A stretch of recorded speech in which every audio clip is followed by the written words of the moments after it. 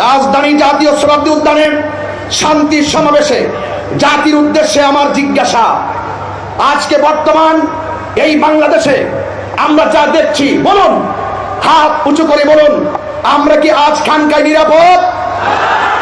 আজকে আমরা কি রাজপথে নিরাপদ? আমরা কি অফিসে নিরাপদ? আমরা কি রাস্তায় নিরাপদ? আমরা এতই নির্লজ্জ, আমাদের সমাজের কিছু মানুষ এতই নির্লজ্জ, বেহায়াপনায় নিমজ্জিত হয়েছে, যারা রাসূল পাকের শুভ আগমনের দিনে, শুভ আগমনের চাঁদে তারা এই দুনিয়ার উপরের মানুষগুলো ওই হায়নাদের কাছে যেমন নিরাপদ না, তাদের কাছে আজকে অন্ধকার কবরে যারা চিরদিনের জন্য চলে যায়, সেই লাশ পর্যন্ত ওই হায়নাদের কাছে নিরাপদ না। জাতি আজ কি দেখছে বাংলাদেশে? আমি অন্তর্বর্তীকালীন সরকারকে দায়িত্বহীন কণ্ঠে শুধু এই বাংলাদেশের ঢাকার জাতীয় শতাব্দী উদ্যান থেকে দায়িত্বহীন কণ্ঠে বলতে চাই, অনতিবিলম্বে এই সমস্ত ন্যাক্কারজনক ঘটনা যারা ঘটিয়েছে তাদেরকে আইনের আওতায় আনতে হবে, ঠিক কিনা বলেন? আমরা শুধুমাত্র জানাই দিতে চাই, এই দেশে 12,000 দরবার আছে, আহলে সুন্নাত ওয়াল জামাত বিচ্ছিন্ন নয়।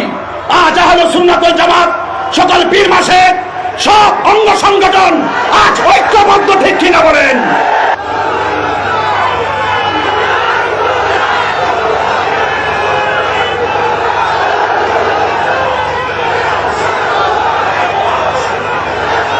আমার সুন্নি জনতা এই দেশের ক্রাইসিস মুভমেন্টে, কোন সংকটে, কোন দুর্যোগে, এই দেশের সার্বভৌমত্ব রক্ষায়, এই দেশের ধর্মের সুরক্ষায়, সম্প্রীতি রক্ষায় যদি আমাদেরকে কখনো ডাক দেওয়া হয়, আমরা কি এভাবে, আমরা কি রাজপথে আসতে প্রস্তুত আছে?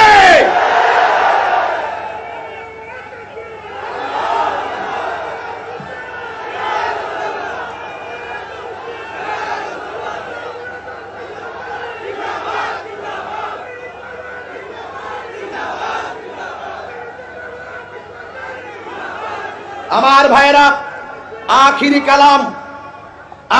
কালাম আমি সরকার প্রধানকে আন্তরিকভাবে বলে দিতে চাই, কিন্তু যারা এই মৃত লাশকে উপরে তুলে আঘাত করে আগুন দিয়ে পোড়ায়, এরা কখনো সভ্য জাতি হতে পারে না।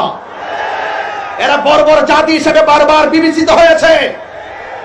আমি মনে করি বিগত দিনে, গত 2024 5ই আগস্টের পরে আমাদের এই দেশে যেইভাবে আমাদের 90টি মাজার ভাঙচুর করা হয়েছে, ওই সময় যদি ওই ধর্মান্ধদের লাগাম টেনে দেওয়া হতো, তাহলে আজকে কবরের লাশের গায়ে আগুন ধরাতে পারতো না। কথা বলে ঠিক কিনা?